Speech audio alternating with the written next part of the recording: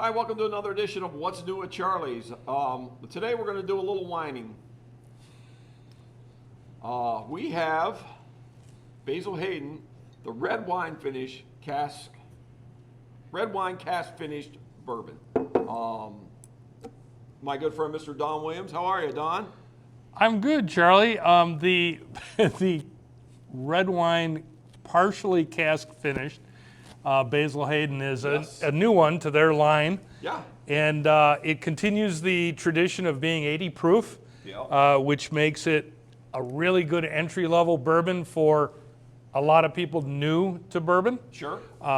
There are, Basil Hayden is popular. Basil Hayden is one of our top sellers here at Charlie's. So I do go through a fair amount of Basil Hayden, and they started these series. I don't know what's it been. Well, 2 years ago. Yeah, and now the list is getting longer of how many they have, and they actually have 3 finishes that were test releases that they've never released again. The Caribbean one was really nice. Yeah. I just ran out of that, and it is no more. Right. So I don't know what the other ones are, but that's one for sure. Well, so they have dark rye, they have the traditional bourbon, they have the 10-year Basil Hayden. Yeah. They have toast and subtle smoke, both of which I believe we've done here. Yes, we did videos for both of those. Yeah. And then the red wine cask finish. So their portfolio, their Basil Hayden, they're taking advantage of a very popular brand. Yes. And it's part of the small batch collection of Jim Beam. And by the way, stay tuned because I'm going to give you a trivia question about the small batch collection that you'll enjoy near the end. You can win drinks at bars from your friends if you know the answer to this. This is true. Don's going to help you out. So I think dark rye was the first, if I'm not mistaken. I believe the first so. one I had. I believe it's still so. quite popular. Still sell a fair amount of it. Yeah. And it's been very good. Like I said, the Caribbean was the next. Was fantastic. Toast, subtle smoke. We've done videos on those. Right. But I mean, we've gone through probably 3 or 4, maybe more than that, of wine finished bourbons. Yeah, probably more There's than been that, a lot. There's been a lot. And I've always been a big fan. I like the that whole other level of flavor it puts in. So I'm looking forward to trying this one. Yeah. It'll be a new twist, and I'll be honest with you, as if you watch these videos, you know that I'm a higher proof guy, so I don't necessarily drink a lot of 80 proof, but I'm interested to see what the red wine finish did to this. Let's get her open and find out.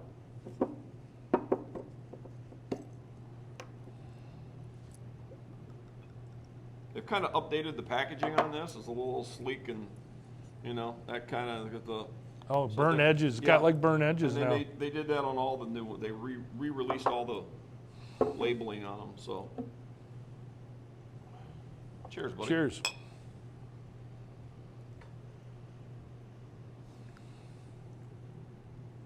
So just looking at the color, isn't as dark as some of the other red wine. Surely not as much as the Prisoner or one of those, that we did. So just. Well, a lot of the red wine finishes that we've tried were in the secondary cask a long time. Yeah. Any idea how long these were in? Did you find that anywhere? Their term is partially. Okay, so I'm really not sure what that defines out to. Right.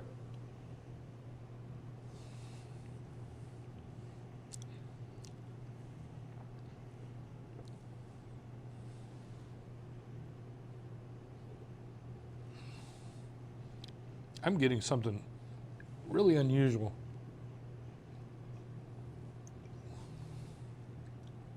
Almost like a malt. Malt and almost a little bit of like marshmallow to me. It's soft. Yeah. Very soft.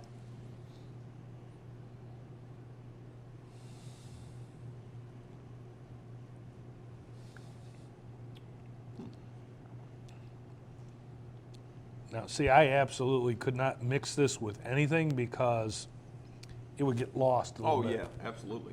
Yeah. But Basil Hayden continues to be a name that people call Sure, for. absolutely.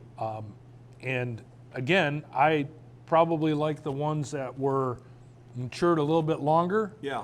Maybe at a little bit higher proof level. Yeah. but this is for the person who likes Basil Hayden. They're going to want to try this. Oh, absolutely. Yeah, it's real easy drinking.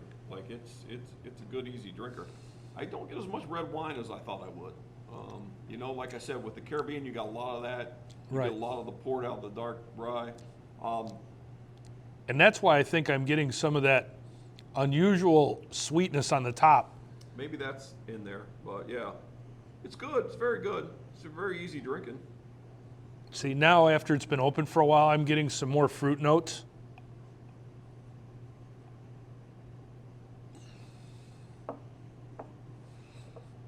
So it's definitely interesting. Yeah. So everyone knows by now the Jim Beam Small Batch collection is 3 bottles named for gentlemen and then Knob Creek. So that would be Basil Hayden, Baker's, Booker's, and Knob Creek. So Basil Hayden was released in 1992, Okay. but it wasn't the first bottle released in the Small Batch collection. Okay. All right. Does anyone know what the first bottle was? And it was 5 years earlier than Basil Hayden. And for those of you who don't know, that was Booker's. Now I would have guessed Knob Creek, Right. but yeah. And Booker's was released earlier, and I really was surprised at that because I didn't think that was release number 1, but it was. Yeah. And so that makes up the Small Batch collection. So believe me, I think you'll win a bet in a few bars over that one. Yeah. So Booker's was like 1987. Yep. So it was So yeah, 5 there years. was a lot of people drinking 130 proof bourbon back in the 80s. Yeah. No, but you know, that was the beginning trend of trying to do something different. I mean, Yeah. remember the first single batch, single barrel came out in '84. Yeah. Yeah. So right. they were starting to experiment then, Yeah. and the whole experimentation was to sell more whiskey because they weren't selling a lot. Right. Right. So, well, that is interesting. I would have not guessed that. Anyway, this is, like I said, this is a nice, easy drinker. Yeah. And if you're a Basil Hayden fan, you'll be a fan of this one too. Yeah, absolutely. So stop in here at Charlie's, give it a try, and we'll see you here. Charlie, Cheers, Don. thank you, everyone.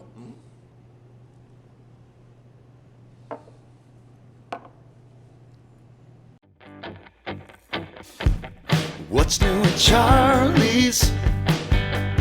What's new at Charlie's? Still on Main.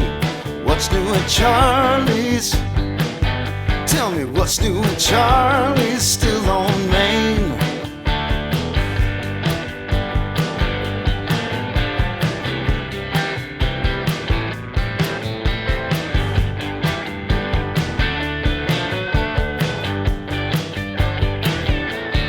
What's new at Charlie's?